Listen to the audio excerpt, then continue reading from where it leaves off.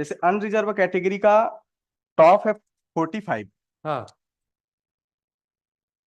Number, and इसका bottom है 29। हाँ इसी के बाद अगर आप अगले पेज में चाहते हैं तो जैसे ओबीसी का हो गया, पहला नंबर का जो कैंडिडेट है वो 46 नंबर का है। हाँ। तो अब ये 46 नंबर वाला जो है ये ओबीसी कैटेगरी में अलग है और वो अलग है। तो अगर ये जो पहली लिस्ट है अनरिजर्व कैटेगरी, वो अनरिजर्व कैटेगरी का जो रोस्टर है रिजर्वेशन का फॉलो करते, तो ये 46 नंबर वाला अनरिजर्व कैटेगरी में होता। तो इससे ऊपर के जितने भी ये नंबर वाले हैं ये सब उसमें मिक्सअप होकर के उसमें चले जाते हैं। ऐसी एसटी कैटेगरी के भी अच्छे नंबर वाले अपनी ही कैटेगरी में हैं, जबकि उनको अनरिजर्व कैटेगरी में होना चाहिए था। ये साफ साफ जजमेंट भी कह रहा है, मैंने कही किया है कि उनको काउंट नहीं किया जाएगा अगर वो अपनी मेरिट पे ऑन मेरिट पे सेलेक्ट होते हैं तो। आपने पिछली बार मेरे को ये भी पूछा था माननीय न्यायालय ने कि अगर वो ऐसा सेलेक्ट होते हैं तो बाद में उनके लिए पदोन्नति की प्रक्रिया क्या रहेगी। तो मैंने और भी सर्कुलर कवरिंग में फाइल किया जिसमें साफ साफ ये कहा गया है कि अगर कोई अभ्यर्थी अपने योग्यता के अनुसार मेरिट पे चयन हो जाता है तो भविष्य में भी वो अपने आरक्षण के लाभ को प्राप्त करेगा। उसके लिए आरक्षण वहां से बंद नहीं हो जाएगा कि वो अनरिजर्व कैटेगरी से सेलेक्ट हो गया तो अब वो जनरल हो गया है, ऐसा नहीं होगा। वो आगे भी वो दोबारा जब कभी भी लिस्ट। बात ये अगर आप ओबीसी से या एसटी से अगर आप जनरल में लेके सिलेक्शन हो गया जी। तो उसके बाद तो जो प्रोपोर्शनेट है, हाँ। तो फिर तो आप तो जो जनरल कैटेगरी है उसके राइट को आप कटिल करोगे। नो मिलॉर्ड, क्यों नहीं होगा? इसीलिए इसीलिए मैंने ये जजमेंट्स में आपको जो पहले जो बताया, इंदिरा साहनी की जजमेंट में जो दो बातें कही गई है, मैंने आपको हमने न्यायालय को शुरू में बताया कि दो शब्दों पर बात है, unreserve category and vertical reservation. जब वर्टिकल रिजर्वेशन होता है तो वर्टिकल रिजर्वेशन में जो भी कैंडिडेट अच्छे नंबर पाते हैं वो वर्टिकली ऊपर अप हो जाते हैं और अनरिजर्व नहीं नहीं, कैटेगरी से सेलेक्ट होते लेकिन हैं। एक बात बताइए ना, ऐसे में तो जनरल की सीट और कम होती जाएगी। अगर ओबीसी वाले भी इधर से अगर मान लीजिए मेरिट में आ गए हैं तो डबल डबल बेनिफिट क्यों मिलेगा उनको? जी जी, मैं इसीलिए अब हाँ। कि मिलॉर्ड वो जनरल कैटेगरी नहीं है, वो अनरिजर्व है, वो अन सबके लिए खुली अरे है। भाई, अनरिजर्व हो जनरल एक ही मतलब है। अब ज्यादा ज्ञान मत बख्शो, है ना? नहीं। अब सुनो, अब हमारी बात बताओ। इसके बाद क्या हुआ? सुप्रीम कोर्ट ने क्या किया कि सुप्रीम कोर्ट ने कुछ बोला है क्या कि जनरल कैटेगरी वाला अगर ओबीसी जनरल में मेरिट में आ जाता है तो उसकी क्या स्थिति रहेगी, उसकी क्या पोजीशन रहेगी? और जनरल कैटेगरी का फिर तो प्रोपोर्शनेटली बढ़ जाएगा। रिजर्वेशन कैसे 50 सीलिंग को कैसे क्रॉस करोगे आप ये बताओ? How can the ceiling will be crossed? अगर ओबीसी वाला और एससी वाला या एसटी वाला मान लीजिए मेरिट में अच्छी पोजीशन में आ गया जी। तो वो जनरल में चला जाएगा, है ना? और जनरल में चला जाएगा तो फिर वो जो प्रोपोर्शनेट है वो तो डिस्टर्ब हो जाएगा। जो 16%, 33% या 23% है, उससे ज्यादा कैसे हो पाएगा? नो मिलॉर्ड, क्यों नहीं होगा? वो इसलिए नहीं होगा मिलॉर्ड हाँ। क्योंकि उनके लिए जो पोस्ट रिजर्व है वो रिजर्व ही रहेंगे। वाह। My lords, in item number 5, my lords, uh, हाँ। my lords, I have filed reply. But in next case, my lord, I have checked from the order sheet on the first date, there was only direction to connect with the identical case, my lord. Appears there is no notice issued in item number 6 and we have not received any copy, my lord. क्या है? My lord, he has challenged the process for the appointment on the post of assistant grade 3 in the हाँ। district establishment, my lords. हाँ। Uh, क्या? on last date of hearing, my lords have put the specific question with respect to the petitioner regarding the rules under which he is saying that the reservation roster has not been followed at the time of preliminary selection, my lord. In this case, there was two stage because number of applications were more. So we made a preliminary assessment and thereafter a skill test was conducted. He is saying that in the preliminary selection, the reservation roster ought to have been followed. My lord, reservation का जो roster जो भी system है milord, तो उसमें दो शब्द उपयोग किए जाते हैं। पहला है वर्टिकल रिजर्वेशन एंड दूसरा है कि सामान्य जनरल कैटेगरी और unreserve category. Word is unreserve category, word is not a general category. हम सब ये मानते हैं कि अक्सर कि वो जनरल कैटेगरी है और जनरल वालों के लिए लिस्ट जो है वो पोस्ट जितने भी बचे हैं वो उनके लिए रिजर्व हैं। ऐसा नहीं होता है मिलॉर्ड। आपको केस क्या है? केस ये है मिलॉर्ड की जिला न्यायालय में भर्तियां निकली थी सेकंड ग्रेड 2 वगैरह की, असिस्टेंट ग्रेड 2 की। उसमें जब परीक्षा ली गई प्रीलिमिनरी एग्जाम, आप किसके लिए अप्लाई किए थे? Assistant grade 2। असिस्टेंट ग्रेड 2, अच्छा। फिर क्या हुआ? फिर जब प्रीलिमिनरी एग्जाम हुआ उसके बाद रिजल्ट आए, रिजल्ट के बाद इन्होंने अलग अलग रिजर्वेशन की लिस्ट बनाई।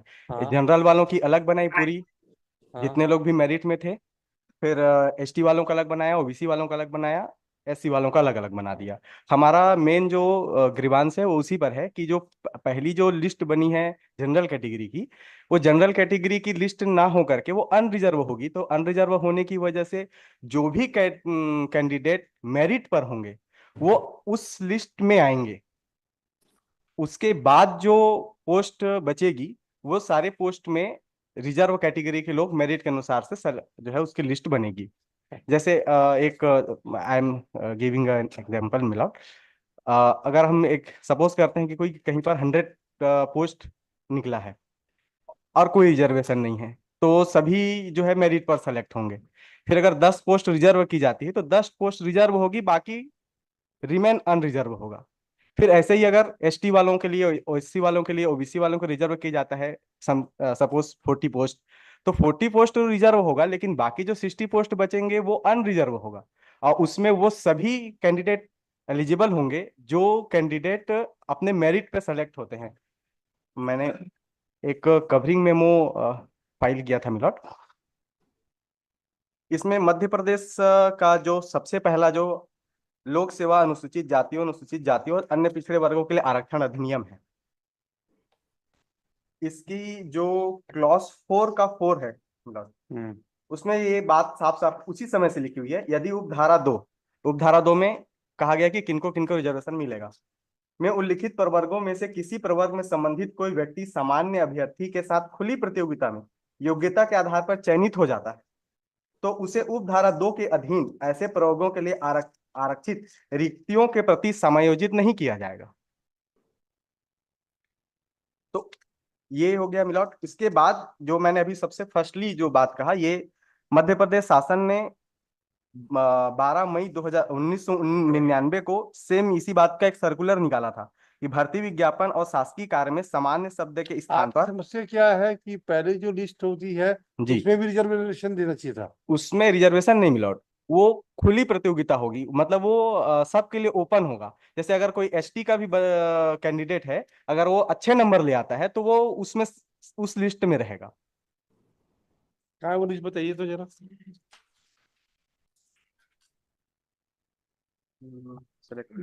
21 पेज नंबर 21 है, 20 के आसपास मेन पिटीशन में। तो ये कार्यालय जिला न्यायाधीश 28/6/2023 को ये लिस्ट जारी हुई थी। इस लिस्ट में पेज नंबर सभी अनरिजर्व हैं। पेज नंबर पेज नंबर 18 और 22 इन्होंने इसमें नहीं, कहाँ है, कौन सी पेज नंबर? 22 Candidate P2 बोल रहे हैं। Annexure P2 मिलॉट 18 page 18। पेज में तो अपॉइंटमेंट ऑर्डर का है। अपॉइंटमेंट नहीं, ये पेज 1 में तो वो है, परीक्षा का विज्ञापन है। P2 है, पेज नंबर 21। Annexure P2। हाँ बताइए, क्या इसमें क्या हो गया? ये फाइनल नहीं है मिलॉट। ये जब पहला एग्जाम हुआ, प्रीलिमिनरी एग्जाम हुआ, एग्जाम के बाद जो रिटर्न टेस्ट वगैरह के लिए जो लिस्ट बनाई गई थी वो लिस्ट है। तो ये लिस्ट पर हमारा ग्रीवांस मिला मेन की ये जो है अच्छा, आपको ये कहना है जो पहली लिस्ट निकलती है जी, इसमें ही अनरिजर्व को और रिजर्व के लिए अलग अलग बनाना चाहिए? पहला जो लिस्ट होगा मिलॉट, जो पोस्ट होंगे टॉप के, वो सभी के मिक्सअप रहेंगे। जो भी लोग अपने मेरिट के आधार पर अधिक अरे अच्छे भाई, ये बताओ, परीक्षा जो सिलेक्शन की जो प्रक्रिया है जी वो तो जब फाइनल रिजल्ट निकलेगा तभी होगा। ये तो सिर्फ शॉर्ट लिस्टिंग की एक प्रक्रिया है। जी it's a short listing procedure, है ना? कि हमको क्या 3,000 कैंडिडेट आए थे, जी अब 3,000 में से मान लीजिए 100 की वैकेंसी लेनी है, तो उन्होंने शॉर्ट लिस्टिंग के लिए कोई एक टाइपिंग कुछ परीक्षा पास करा दी, कुछ भी एग्जाम, जनरल एग्जामिनेशन करा दी, जैसे रिटर्न का, उसमें जनरल नॉलेज भी हो गया, सब हो गया, ठीक है। अब जनरल नॉलेज का भी हो गया, बिल्कुल ठीक बात है। अब उसके बाद उन्होंने उनके परसेंटेज के हिसाब से एक लिस्ट बना दी, जी जनरल की होगी, ओबीसी की होगी, जितनी की भी होगी, उन्होंने और उन्होंने विज्ञापन में लिखा होगा कि 1:10 के हिसाब से नंबर जी लेंगे। जैसे मान लीजिए जनरल के लिए आपको 100 सीट है तो 1000 लोगों को लाना है, यस मिलॉर्ड। एसटी की अगर 40 सीट है तो 4 है, तो ऐसे करके उनकी लिस्ट बना ली पूरी, एक कंसोलिडेट लिस्ट बन गई, ठीक है। अब उसके बाद ये तो कॉमन हो गया, उसके बाद उनको टाइपिंग परीक्षा में भेजा। जी टाइपिंग परीक्षा के लिए स्किल स्किल टेस्ट स्किल जरूरी टेस्ट के लिए। है ना, स्किल टेस्ट में आ गया। अब स्किल टेस्ट में पास हो गया, तब उसके हिसाब से वो जो जनरल की कैटेगरी की लिस्ट होगी वो जनरल में जाएगा, एसटी का एसटी में जाएगा। इसमें यस क्या मिलॉर्ड। गलती है? बट पूरे भारत में कोई भी जो भारत की एग्जाम, बात मत करो ना आप, मिलॉर्ड, सभी अभी आप जगह, बिलासपुर डिस्ट्रिक्ट की बात सभी करो। जगह अन्य डिस्ट्रिक्ट्स का भी हमने लगाया हुआ है, मिस्टर अन्य डिस्ट्रिक्ट्स का कौंसिल, भी हमने लगाया हुआ मिस्टर है। कौंसिल, बिलासपुर डिस्ट्रिक्ट की क्या गड़बड़ है वो बताओ। बिलासपुर डिस्ट्रिक्ट में ही यही गड़बड़ है ये मिलॉर्ड। कौन ये से इस कानून में गड़बड़ था ये बताओ। मिलॉर्ड, ये जो जो सिस्टम है ये शुरू से ही फॉलो सिस्टम होता है। सिस्टम के बारे में नहीं हो बात, आप बताओ कि कौन से कानून में ये गलत है, कानून बताओ भाई, क्यों गलती है, कहाँ गलती है, कानून में बता दो कि कहाँ मिलॉर्ड, गलती है। सिलेक्शन की लिस्ट में शुरुआत से लेकर के लास्ट तक रिजर्वेशन सभी प्रकार से इसी प्रकार ही फॉलो होता है। अच्छा, ये जो शॉर्ट लिस्टिंग का फार्मूला, अच्छा शॉर्ट लिस्टिंग का फार्मूला क्या समझते हैं आप, जानते हो क्या होता है short listing of candidate? My lord, इनके पास, मैं मान रहा हूँ इस संबंध में एग्जैक्ट कानून नहीं है, क्या और नहीं है, अभी कानून है। शॉर्ट लिस्टिंग के लिए वो, आपके आपके विज्ञापन में देखिए क्या लिखा है, शॉर्ट लिस्टिंग का क्या फार्मूला दिया है, पढ़िए। जो परीक्षा की निर्देश है ना वो किस कैसे होगी, जी पहला प्रथम चरण क्या होती है। पेज नंबर 17, यस, नियुक्ति हेतु चयन विधि। हाँ प्रथम परीक्षा। पांडे जी वो अभी कॉन्स्टिट्यूशनल बेंच का जजमेंट आ गया कि सिलेक्शन प्रोसेस चेंज नहीं हो सकती, अभी लेटेस्ट जजमेंट आ गया आज, सर आज ही आया आ गया, यस आई हैव है रेड इट, इंस्टीट्यूशन बेंच का। यस। यदि विज्ञापित रिक्त पदों के विरुद्ध 100 गुना से अधिक संख्या में आवेदन पत्र प्राप्त होते हैं नहीं आप पढ़ो, हाँ हाँ यस, पढ़ो। तो सहायक ग्रेड 3 के पदों पर चयन हेतु एक प्रारंभिक परीक्षा आयोजित की जाएगी। यदि एक ही अभ्यर्थी द्वारा एवं सहायक ग्रेड के पद पृथक पृथक रूप से एक से अधिक पद आवेदन प्रस्तुत किया गया हो तो एक ही प्रारंभिक परीक्षा आयोजित किए जाने के कारण उक्त अभ्यर्थी द्वारा उक्त प्रारंभिक परीक्षा में अर्जित किए अंक आवेदित सभी पदों हेतु विचार में लिए जाएंगे। अच्छा आप परीक्षा में बैठ चुके थे पूरा, जी, आप पूरा भाग भी लिए? पूरा भाग नहीं लिए मिलोड, यहीं एक से हम शॉर्ट बताओ लिस्ट गए, से बाहर हो गए थे। बाहर हो गए, जी, है ना। तो यहाँ पे तो बिना किसी ऑब्जेक्शन के आप हाई कोर्ट इसमें परीक्षा में बैठ गए थे, तब तक कोई आपको आपत्ति नहीं आई? हम परीक्षा में, प्रारंभिक परीक्षा में बैठे हैं, उसके नहीं बाद नहीं बैठे हैं, बैठे नहीं क्योंकि आप एलिजिबल नहीं थे, क्योंकि हमारा इसमें नाम नहीं आया। नहीं आया है ना, जी, ठीक है। आप प्रारंभिक परीक्षा में बैठने के पहले आपने इसको चैलेंज नहीं किया, पहले आप परीक्षा में बैठे, फिर फेल हो गए, तब चैलेंज कर दिया और हाई कोर्ट ने इंट्रीम ऑर्डर कर दिया कि any appointment will be subject to decision of this petition, ताकि जो नए जो लोग काम कर रहे हैं उसके ऊपर तलवार लटकते रहे हमेशा। मिलोड, बट अन्य डिस्ट्रिक्ट ने भी यस, सेम अच्छा रेस्ट, ये सेम बताओ रोस्टर, मिस्टर सेम चीजें मिस्टर फॉलो की कौंसिल, हैं। कौंसिल सेम डिस्ट्रिक्ट का मतलब नहीं है हमको, तो इस कानून की परीक्षा, इस परीक्षा में कहाँ गड़बड़ हो रही है बता दो मिलोड, रिजर्वेशन रोस्टर का इन्होंने पालन नहीं बस, किया, बस यही है हमारा यही। ग्रीवांस। अच्छा क्या जजमेंट बता रहे हो आप, 2021 का 4 एसएससी, है ना? Yes mister. हम्म, मिलोड, मैंने पहले भी जजमेंट्स किए थे, मैंने एक इंद्रसानी केस के लिए हाँ पर्ची दिया था। हाँ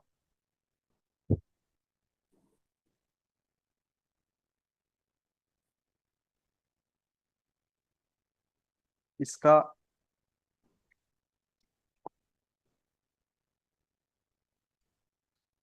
ये 812 clause. We are also of the opinion that the rule of 50% applies only to reservation in favor of backward classes made under Article 16(4). A little clarification is in order at this juncture. All reservations are not of the same nature. There are two types of reservation which may for the sake of convenience be referred to a vertical reservation and sake of an horizontal reservations. The reservation in favor of scheduled caste, scheduled tribe, and other backward classes under Article 16(4) may be called vertical reservation, whereas reservation in favor of physically handicapped under Clause 1 of Article 16 can be referred to as horizontal reservation. Horizontal reservation cut across the vertical reservation, what is called interlocking reservation. To be precise, suppose 3% of vacancies are reserved in favor of physically, इसमें बाकी physically candidates के लिए बताया गया है. इसमें vertical reservation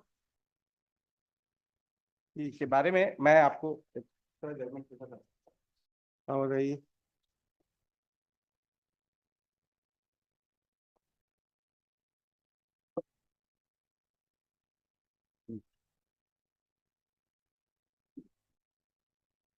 ये है Ritesh R Shah reported 1996 3 supreme court cases 253. इसका para 13 1996 1996 3 supreme court cases 253.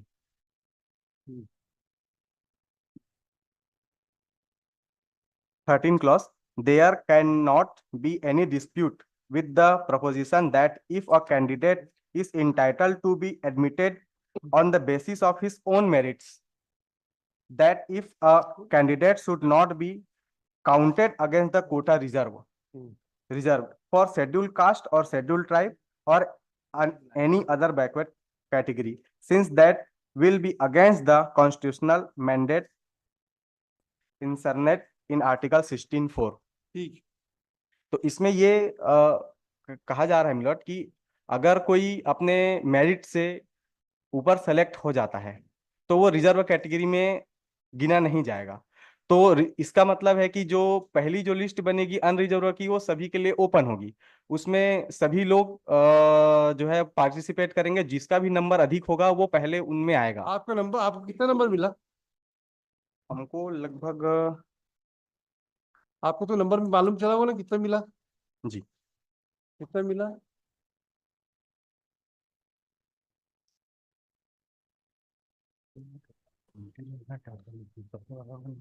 It is disclosed in para 8.4. इसमें 19 पेटिशनर है. अच्छा. 19 पिटिशनर है मिला. हमको अलग अलग नंबर मिला है. 21 पेटिशनर है. 21. हाँ, कितना मिला इनको? पिटिशनर नंबर 1 महेश कुमार को 30 नंबर मिले हैं. Petitioner number 2 obtain 31 marks. Petitioner number 2 36 marks. Petitioner number 4 obtain 37 marks 5 36. Petitioner number 6 obtain 36 7 36. 8 35 marks 9 35 marks 10 38 marks. Petitioner number 11 38 marks. Petitioner number 2 obtain 38 marks. इस तरीके से सबके अलग अलग नंबर है मिला. तो इसमें कितने किया लोएस्ट पहली लिस्ट में? 29. तो इनको क्यों नहीं बुलाया गया पहली लिस्ट में? मतलब जो फर्स्ट लिस्ट है वो जो इनके जो कैटेगरी है वो ओबीसी है. इन्होंने अपनी पिटीशन में मेंशन नहीं किया ये कौन सी कैटेगरी में कर रहे हैं. ओबीसी की अलग लिस्ट बनी. तो क्यों? हाँ, ओबीसी में जो लास्ट गया है वो गया है 39. तो इनका किसी का भी जितने अगर पिटिशनर 21 लोग का ये ओबीसी में जो प्रिलिमिनरी एग्जामिनेशन की लिस्ट में सक्सीड नहीं हुए. तो ये ओबीसी कहाँ लिखा है? आपने पिटिशन में नहीं लिखा है? नहीं, पिटिशन में कहीं पे भी प्लीडिंग में नहीं है कि कौन सी कैटेगरी के लिए पार्टिसिपेट किए. क्यों भाई? पैरा नंबर 1 में जो है पैरा नंबर 8.2. हाँ, क्यों नहीं किया आपने? किसी भी पिटिशनर का कोई डिटेल पूरी पिटिशन में कहीं पे भी नहीं दिया हुआ है कि कौन से कैटेगरी में है, क्या एप्लीकेशन डेट था. और इसमें से जो पिटिशनर नंबर 19 सेलेक्ट हुई थी स्किल टेस्ट के लिए इनवाइट किया गया था और वो अपियर नहीं हुए. तो इसके कारण पिटिशनर हमने उनके तो रिट पिटिशन में इंटेनेबल ही नहीं है. हमने उनके item number 90 was call for interview, call for skill test. ठीक है. और ये फैक्ट को इन्होंने डिस्क्लोज नहीं किया. और उसका डॉक्यूमेंट हमने फाइल किया है रिप्लाई के साथ पेज नंबर 41 42 में। बट हैज नॉट अपीयर्ड, ठीक है Not- चलिए। अच्छा, हाँ, अब ओबीसी, ओबीसी हमने की, हाँ, सभी कैंडिडेट के जो एप्लीकेशन फॉर्म्स हैं वो सभी हमने इसमें पिटिशन में सबमिट कर दिए हैं। तो उसमें क्या हुआ, वो ओबीसी की कैटेगरी में आते हैं ऐसा लिखा गया? ओबीसी कैटेगरी में आपने फॉर्म भरा जी है ना? जी। तो ओबीसी कैटेगरी का, अगर ओबीसी कैटेगरी का फॉर्म भरा है आपने, तो आप आपकी लिस्ट में ओबीसी में ही शामिल होंगे। यही यही बता रहा हूँ मिलॉट कि हम ओबीसी में शामिल होंगे, ठीक है। हाँ, लेकिन जब जो अनरिजर्व कैटेगरी है उसमें सभी लोग मिक्सअप में सेलेक्ट होंगे, तो अनरिजर्व ओबीसी कैटेगरी के जो हाईएस्ट मार्क के जो नंबर हैं, जो कैंडिडेट हैं, वो अनरिजर्व कैटेगरी में चले जाएंगे और हमारे लिए नीचे जगह बच जाएगी। तो अच्छा हम अप हो जाएंगे, उसमें शामिल हो जाएंगे। अच्छा अच्छा अच्छा। जी। कैसे, तो फिर जैसे बताइए, फिर से बताइए एक बार। इन्होंने मैं एक मिनट, तो मैं आपको थोड़ा सा बताता हूँ।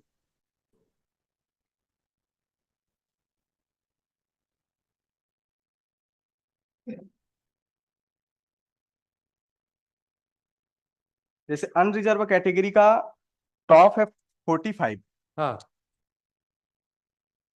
नंबर, एंड इसका बॉटम है 29। हाँ इसी के बाद अगर आप अगले पेज में चाहते हैं तो जैसे ओबीसी का हो गया, पहला नंबर का जो कैंडिडेट है वो 46 नंबर का है। हाँ। तो अब ये 46 नंबर वाला जो है ये ओबीसी कैटेगरी में अलग है और वो अलग है। तो अगर ये जो पहली लिस्ट है अनरिजर्व कैटेगरी, वो अनरिजर्व कैटेगरी का जो रोस्टर है रिजर्वेशन का फॉलो कर दे, तो ये 46 नंबर वाला अनरिजर्व कैटेगरी में होता। तो इससे ऊपर के जितने भी ये नंबर वाले हैं ये सब उसमें मिक्सअप होकर के उसमें चले जाते हैं। ऐसी एसटी कैटेगरी के भी अच्छे नंबर वाले अपनी ही कैटेगरी में हैं, जबकि उनको अनरिजर्व कैटेगरी में होना चाहिए था। ये साफ साफ जजमेंट भी कह रहा है, मैंने कही किया है कि उनको काउंट नहीं किया जाएगा अगर वो अपनी मेरिट पे, ऑन मेरिट पे सेलेक्ट होते हैं। तो आपने पिछली बार मेरे को ये भी पूछा था माननीय न्यायालय ने कि अगर वो ऐसा सेलेक्ट होते हैं तो बाद में उनके लिए पदोन्नति की प्रक्रिया क्या रहेगी। तो मैंने और भी सर्कुलर कवरिंग में फाइल किया जिसमें साफ साफ ये कहा गया है कि अगर कोई अभ्यर्थी अपने योग्यता के अनुसार मेरिट पे चयन हो जाता है तो भविष्य में भी वो अपने आरक्षण के लाभ को प्राप्त करेगा। उसके लिए आरक्षण वहां से बंद नहीं हो जाएगा कि वो अनरिजर्व कैटेगरी से सेलेक्ट हो गया तो अब वो जनरल हो गया है, ऐसा नहीं होगा। वो आगे भी वो दोबारा जब कभी भी अच्छा, लिस्ट। एक बात ये, अगर आप ओबीसी से या एसटी से अगर आप जनरल में लेके सिलेक्शन हो गया, जी तो उसके बाद तो जो प्रोपोर्शनेट है, हाँ। तो फिर तो आप तो जो जनरल कैटेगरी है उसके राइट को आप कटिल करोगे। नो मिलॉर्ड, क्यों नहीं होगा? इसीलिए इसीलिए मैंने ये जजमेंट्स में आपको जो पहले जो बताया, इंदिरा साहनी की जजमेंट में जो दो बातें कही गई है, मैंने आपको हमने न्यायालय को शुरू में बताया कि दो शब्दों पर बात है, unreserve category and vertical reservation. जब वर्टिकल रिजर्वेशन होता है तो वर्टिकल रिजर्वेशन में जो भी कैंडिडेट अच्छे नंबर पाते हैं वो वर्टिकली ऊपर अप हो जाते हैं और अनरिजर्व नहीं नहीं, कैटेगरी से सेलेक्ट होते लेकिन हैं। एक बात बताइए ना, ऐसे में तो जनरल की सीट और कम होती जाएगी। अगर ओबीसी वाले भी इधर से अगर मान लीजिए मेरिट में आ गए हैं, तो डबल डबल बेनिफिट क्यों मिलेगा उनको? जी जी। मैं इसीलिए अब हाँ। कि मिलॉर्ड वो जनरल कैटेगरी नहीं है, वो अनरिजर्व है, वो अन सबके लिए खुली अरे है। भाई, अनरिजर्व हो जनरल एक ही मतलब है। अब ज्यादा ज्ञान मत बख्शो, है ना? नहीं, अब सुनो, अब हमारी बात बताओ। इसके बाद क्या हुआ? सुप्रीम कोर्ट ने क्या किया कि सुप्रीम कोर्ट ने कुछ बोला है क्या कि जनरल कैटेगरी वाला अगर ओबीसी जनरल में मेरिट में आ जाता है तो उसकी क्या स्थिति रहेगी, उसकी क्या पोजीशन रहेगी? और जनरल कैटेगरी का फिर तो प्रोपोर्शनेटली बढ़ जाएगा, रिजर्वेशन कैसे 50 सीलिंग को कैसे क्रॉस करोगे आप ये बताओ? How can the ceiling will be crossed? अगर ओबीसी वाला और एससी वाला या एसटी वाला मान लीजिए मेरिट में अच्छी पोजीशन में आ गया, जी तो वो जनरल में चला जाएगा, है ना? और जनरल में चला जाएगा तो फिर वो जो प्रोपोर्शनेट है वो तो डिस्टर्ब हो जाएगा। जो 16%, 33% या 23% है, उससे ज्यादा कैसे हो पाएगा? नो मिलॉर्ड, क्यों नहीं होगा? वो इसलिए नहीं होगा मिलॉर्ड हाँ। क्योंकि उनके लिए जो पोस्ट रिजर्व है वो रिजर्व ही रहेंगे। वाह, 100 में यानी 70 80 वही भरा जाए। मिलॉर्ड ये जजमेंट्स यही कहाँ कह बोलता रहे है? हैं कौन और सा, सर्कुलर्स में भी यही सब चीज है। कहाँ जजमेंट बताओ भाई, कौन सा बताओ, कौन सा जजमेंट 2021 का क्या बता रहे थे?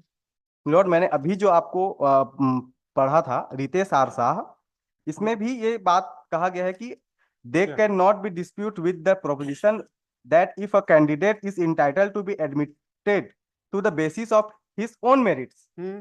then such admission should not be counted against the quota reserved Hmm. for scheduled caste, scheduled tribe, or other category, since that the against the constitutional mandate.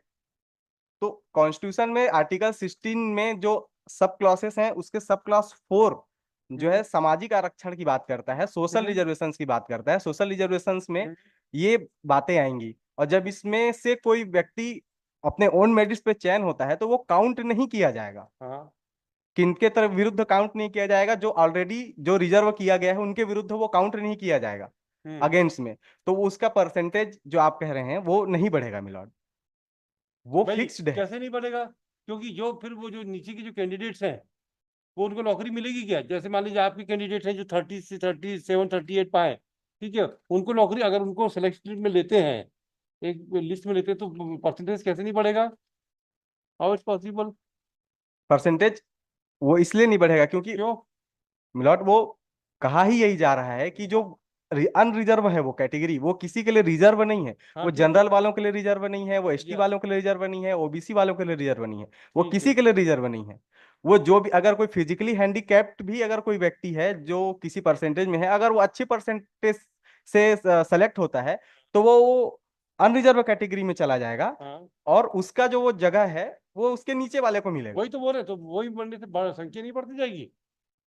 लेकिन अभी तक ये इंदिरा साहनी के जजमेंट से ठीक लेकर है के ना, अभी तक ठीक है, सभी एग्जाम्स में सभी नियुक्तियों में ऐसा ही होता है। ठीक है, हम देखते हैं इसको क्या करेंगे। Yes. ये अन्य भी जगह के मैंने जो सिलेक्शन के प्रोसेसेस हुए हैं वो मैंने लगाया है मिलॉर्ड। मेरे क्लॉज 3 अनुसूचित जनजाति के आरक्षण आरक्षण प्रकोष्ठ का है। अनारक्षित पदों के अनुपात में मेरिट के आधार पर परीक्षा फल घोषित करने के बाद शेष बचे उम्मीदवारों में से आरक्षित पदों के अनुपात में अनुसूचित जाति, अनुसूचित जनजाति, पिछड़े वर्गों के उम्मीदवार जो मेरिट में नहीं आते उस कैटेगरी में का परीक्षा पीठा से दर्शाकर घोषित किया जाए। ये सर्कुलर से ऐसे ही अन्य बहुत सारे सर्कुलर से मिलॉट। ये दिनांक 19 मई 1997 मेरिट के आधार पर चयन किए गए अनुसूचित जनजाति, Yes, Mr. पिछड़े Jain.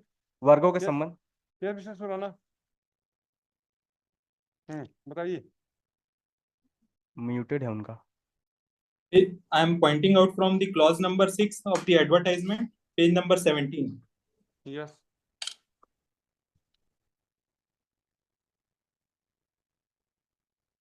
My lord, there were 68 posts for the assistant grade 3, my lords.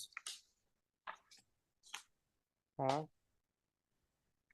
11 for scheduled caste, 15 for scheduled tribe, OBC 10, unreserved 32. हाँ, Advertisement starts from page number 10. yes. Which paragraph you are referring?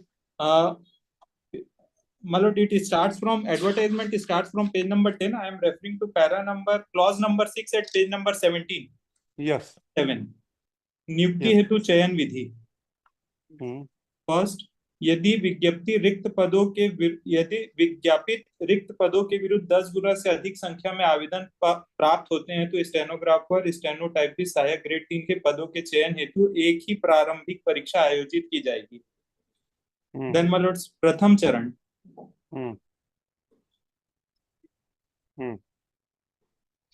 प्रारंभिक परीक्षा में 50 वस्तुनिष्ठ प्रश्न होंगे। उक्त प्रश्न सामान्य मानसिक योग्यता, सामान्य ज्ञान, साप्ताहिक कंप्यूटर होंगे।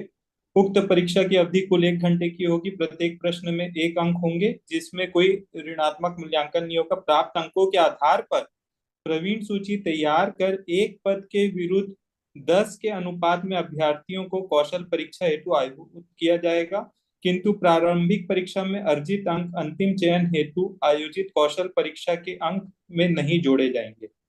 मतलब thereafter on the basis of this exam, because these marks are not to be added in the skill test ballots, a preliminary exam was conducted because the number of applications which were received on the much higher side. Separate list for each category was prepared, ballots. Whether in this rules, it has been specifically stated that the every categories should be prepared one list. No, it is not set, my lord, because what I would like to submit, this advertisement was issued on 28/6/2023. Yes. My lord, at that time, my lord, subsequently in the October 2023, the new rules have been given effect to. Prior to that, old rules were applicable on the date of exam, this advertisement. My lord, there is no specific as such apart from the advertisement as such condition. So separate list for each category, because there were a number of seats in all the categories were different. Scheduled caste, scheduled tribe, OBC and general. So keeping the balance to the number of seats, 10 candidates for each category was called for the skill test. My lords, in view of the question put, whether there is migration permitted from reserved to unreserved category at the stage of preliminary examination. What the question arises from the writ petition, whether a candidate of reserved category, OBC, SC, ST can say that he is entitled on the basis of preliminary examination to be called for skill test. This issue has been came up before the consideration before the Madhya Pradesh High Court, my lords. Pushpendra Kumar Patel versus Madhya Pradesh High Court, and the similar exact same question has been framed in the para number 4 of the division bench of Madhya Pradesh High Court, and relying upon the Saurabh Kumar Yadav judgment 2021 relied upon by the petitioner, Indra Sahane case and the Chhatar Singh case, my lord. The court has discussed what was the issue before the Indra Sahane case. With respect to whether the reservation at the, my lords, at the very initial stage has, during today's argument, put the he can be entitled at the final selection, not at the preliminary, because to cut short the number of candidates, if 3,000 candidates application is there, we have adopted the process. And same issue was considered, and it has been held that at the time of preliminary examination, migration is not permitted. And this issue was not in the case of Saurabh Yadav, and Indra Sahane has been dealt by the Madhya Pradesh High Court. Relying upon the Reservation Act of 1994 and Madhya Pradesh District Court Establishment, Recruitment and Condition of Service Rules, my lord, though it is of 2016 in the Madhya Pradesh, and in High Court, my lord, earlier it was of 2005, now it is of 2023 rules. So that rule of 2023 is silent about the reservation. It gives the district selection committee to decide the process in compliance with all the instructions and the law, my lords. Now, my lord shortlist shortlist candidate के बारे में क्या कहना है आपका? Whether reservation is permissible in shortlisting also? In preliminary examination, my lord, shortlisting is not permissible. Shortlisting, migration is not permitted. While declaring the preliminary examination, we have prepared the list of unreserved category, OBC category, scheduled caste, scheduled tribe. My lords, may just see the page number 20, page number, my lord, 30 of the writ petition.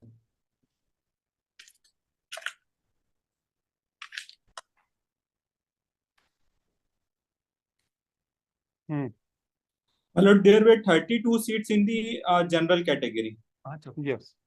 My lord, as per the advertisement, 32 into 10, 320 candidates ought to have been called after the preliminary examination for the skill test. Yes. Last number, because is the 29, we have called 372 candidates from the general. Similarly, in the OBC, which list starts from the page number 33,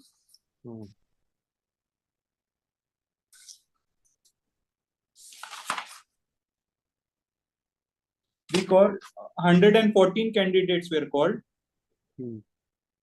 That too, my lord, in all the list at the top, it is mentioned after considering the objections. This preliminary list was prepared.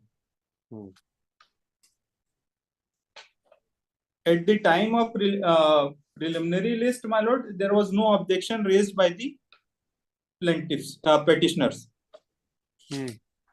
And subsequently, when the skill test list and the results were declared after the skill test, my lord, the objections and the writ petition has been filed. Hmm. Hmm. Milord, His claim is that, my lord, his number in the, though he has not pleaded in the writ petition of the 21 petitioners have applied for which category, even if it is assumed that all the 21 candidates are from the OBC category, in the OBC category preliminary list, short list, my lord, as they were less meritorious to the last candidate of OBC category, their name was not there in the preliminary list. And at the stage of preliminary shortlisting, my lords, in Which says judgment of Madhya Pradesh High Court you are referring? Pushpendra Kumar Patel versus High Court of Madhya Pradesh. Copy है? We will provide. My lord, Copy. may I read, my lord, just one paragraph? Yes. Yes. It is 2023 SCC online Madhya Pradesh, page number 12. Hmm. Hmm.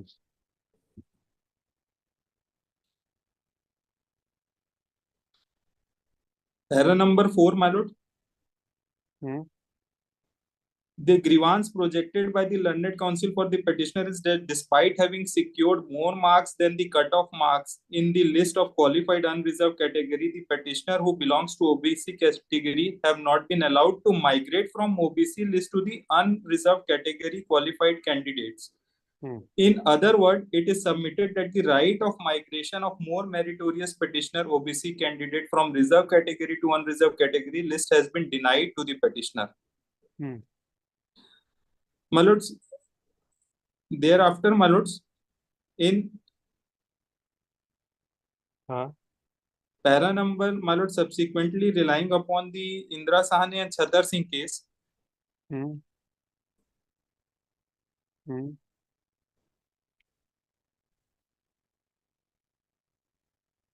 para number 23 and 24.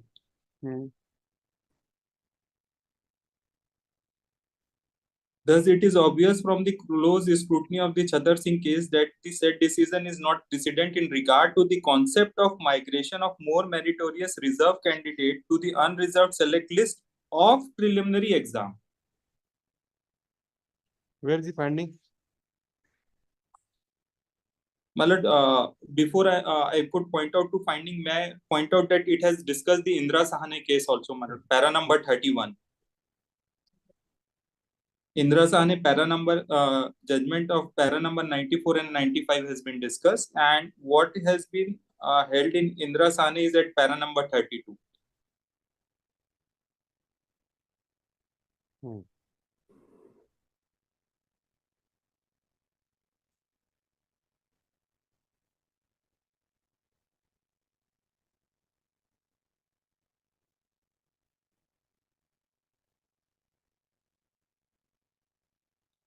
Whether in the your selection in the this प्रथम चरण की परीक्षा में जो लिखा है नियुक्ति हेतु चयन विधि जी प्रत्येक अंकों के आधार पर प्रवीण सूची तैयार कर एक पद के किया जाएगा, है ना? अब इसमें ये कहाँ लिखा है कि ये हर कैटेगरी वाइज हो जाएगा? नहीं, कहीं नहीं लिखा, इसमें नहीं लिखा। फिर इसमें कहीं नहीं लिखा ये, फिर इसलिए उसमें हर कैटेगरी के कैंडिडेट शॉर्टलिस्ट किए, क्योंकि ऊपर लिखा है एक हर उसमें जो है प्राप्त अंकों के आधार पर हर पद के लिए 10 के अनुपात पे, प्रत्येक अंकों के आधार पर प्रवीण सूची तैयार कर एक पद के विरुद्ध 10। तो वो अगर हम उसको वहां पे रिजर्वेशन अगर इम्प्लीमेंट कर देते तो देयर इज पॉसिबिलिटी कि अगर there are 32 seats of general तो 320 जनरल शॉर्टलिस्ट ही नहीं होते स्किल टेस्ट के लिए।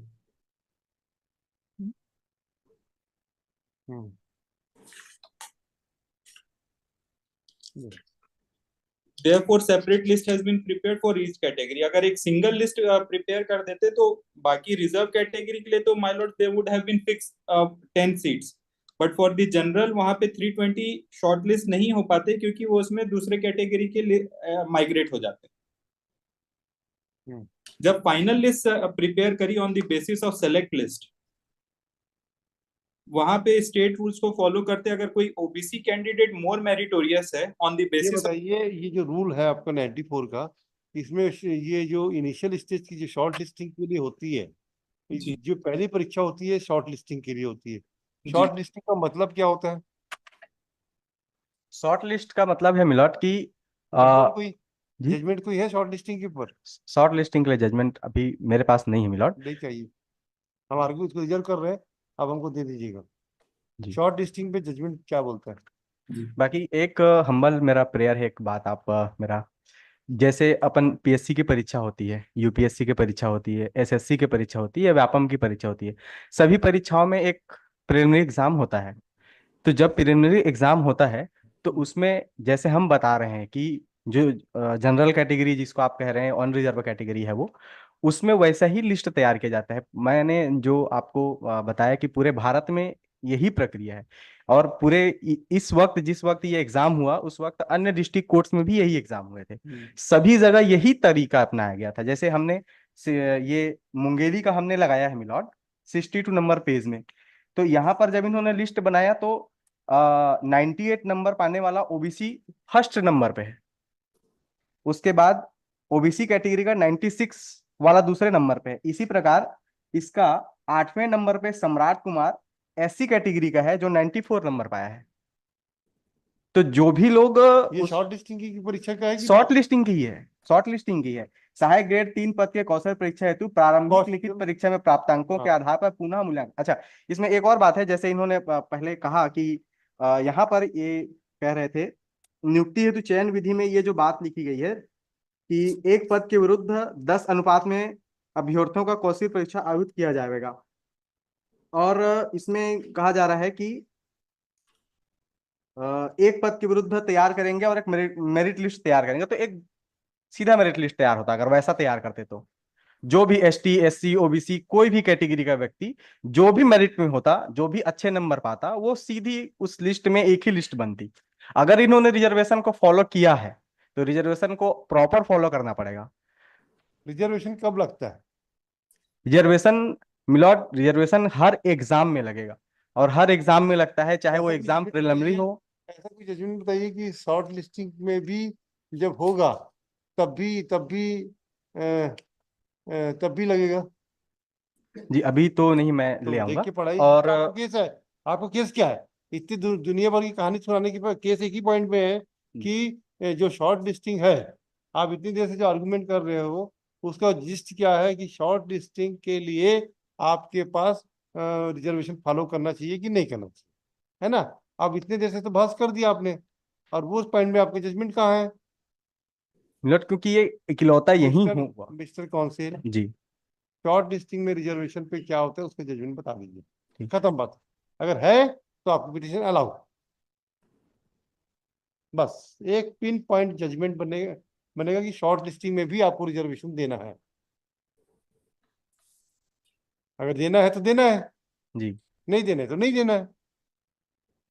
तो इस पे जजमेंट दे दीजिए, बस बस बाकी कुछ नहीं है इसके, इसमें इतना ही सब पॉइंट है। हाँ बस ये भी बोलते जाऊँ मिलोट, आपने जो ग्राउंड उठाया तो एकदम सही है कि इन्होंने भी ये बात का इसमें जिक्र नहीं किया है कि जब प्रारंभिक परीक्षा होगी तो हम इसमें रिजर्वेशन फॉलो करेंगे या नहीं करेंगे, या शॉर्ट लिस्ट की कोई प्रक्रिया अपनाई जाएगी।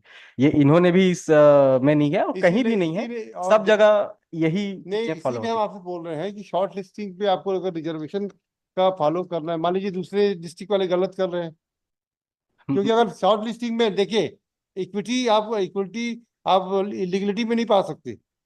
अगर कानून कहता है कि शॉर्ट लिस्टिंग में रिजर्वेशन फॉलो करना चाहिए, तो अब तो सारी जगह ने सही किया है और इन्होंने गलत किया है। अगर कानून कहता है ना, तो उस पर जजमेंट बता दीजिए दोनों जने, बस 2 मिनट का केस बचा है, बस बाकी हो गया।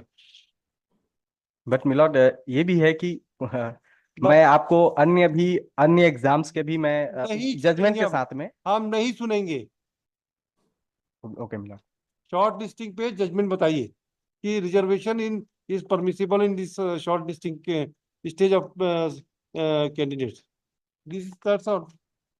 ठीक है, from the argument advanced by the parties, the point emerged for determination whether for shortlisting of the candidates, migration is permissible by following the reservation rules and the circulars and the reservation rules framed by the government in this regard.